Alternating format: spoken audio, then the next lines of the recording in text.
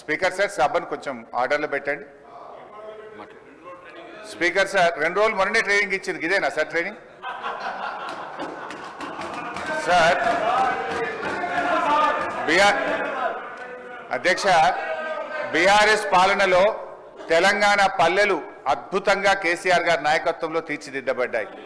పల్లె ప్రగతి, పట్టణ ప్రగతి అనే కార్యక్రమం పెట్టి ప్రతి నెల పల్లె ప్రగతి కింద గ్రామాలకు 275 కోట్లు ఇచ్చాం, పట్టణ ప్రగతి కింద 150 కోట్ల రూపాయలు ఇచ్చాం. కానీ కాంగ్రెస్ ప్రభుత్వం వచ్చిన తర్వాత ఈ ఏడాది కాలంలో పల్లె ప్రగతి, పట్టణ ప్రగతి కింద 1 రూపాయి కూడా గ్రామ పంచాయతీలకు ఇవ్వకుండా పోవడం వల్ల ఈ రోజు ఈ సమస్య వచ్చింది. అధ్యక్ష, ఇది నేను చెప్తున్నది కాదు, కేంద్ర ప్రభుత్వం చెప్పింది. దేశంలో ఉత్తమ గ్రామ పంచాయతీల అవార్డులు ప్రకటిస్తే టాప్ 20 అవార్డ్స్ లో 19 అవార్డులు తెలంగాణ రాష్ట్రానికి వచ్చాయి. 20లో 19 తెలంగాణకు తెచ్చిన ఘనత కేసీఆర్ గారిది, బీఆర్ఎస్ ప్రభుత్వాన్ని. సో ఆ రకంగా పల్లెలు చేశాం. ప్రతి గ్రామ పంచాయతీకి ట్రాక్టరు, ట్యాంకరు, ట్రాలీ, నర్సరీ, వైకుంఠధామము, డంప్ యార్డు పెట్టి తెలంగాణ పల్లెలు దేశానికి ఆదర్శంగా నిలిపిన ఘనత కేసీఆర్ది, బీఆర్ఎస్ పార్టీ. అధ్యక్ష, మేము గౌరవనీయులు మంత్రి గారిని కోరేది ఒక్కటే, ఇవాళ ఈ ప్రభుత్వం వచ్చిన తర్వాత ఎస్ఎఫ్సి నిధులు విడుదల కావట్లేదు. ఈజీఎస్ నిధులు కేంద్ర ప్రభుత్వం ఇచ్చినా డైవర్ట్ చేసినారు. 15th ఫైనాన్స్ కమిషన్ డబ్బులు కేంద్ర ప్రభుత్వం ఇస్తే డైవర్ట్ చేసినారు. జీపీ జనరల్ ఫండ్ కూడా వాళ్ళ డబ్బులు వాళ్ళు ఖర్చు పెట్టుకోవడానికి కూడా ఫైనాన్స్ నుంచి క్లియరెన్స్ ఇయ్యక, చెక్కులు పాసిగాక ఇవాళ సర్పంచులు ఆత్మహత్య చేసుకునేటువంటి పరిస్థితి వచ్చింది. అప్పులు చేసి బంగారం కుదబెట్టి పనిచేస్తే ఈ బిల్లులు ఇయ్యారు. అధ్యక్ష, ఒక్క నవంబర్ నెలలో బడా కాంట్రాక్టర్లకు 1200 కోట్లకు పైగా బిల్లులు ఇచ్చారు. ఒక్క నెలలో 1200 కోట్లు బడా కాంట్రాక్టర్లకు ఇస్తారు. ఈ చిన్న కాంట్రాక్టర్లు 5 లక్షలు 10 లక్షలు చేసిన సర్పంచులు, ఎంపీటీసీలు, జెడ్పీటీసీల మీద ఎందుకు పగబట్టి కక్షతో వాళ్ళని ఇబ్బంది పెడుతున్నారని చెప్పి నేను ఈ రోజు ప్రభుత్వాన్ని అడుగుతున్నా. అధ్యక్ష, ఈ రోజు పరిస్థితి ఏమైంది?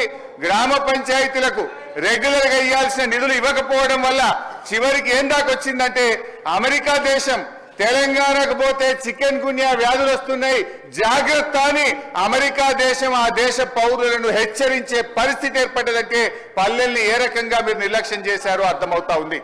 ఇప్పటికైనా ఇప్పుడు అమెరికా తెలంగాణ పోతే చికెన్ గున్యా వస్తుందని ఆ దేశ పౌరులను హెచ్చరించిందంటే ఇది మన రాష్ట్రానికి అవమానం, ఈ దేశానికి కూడా అవమానం.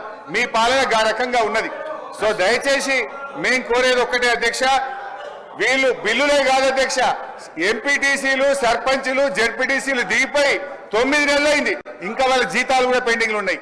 1వ తారీఖు జీతం ఇస్తామని చెప్తారు.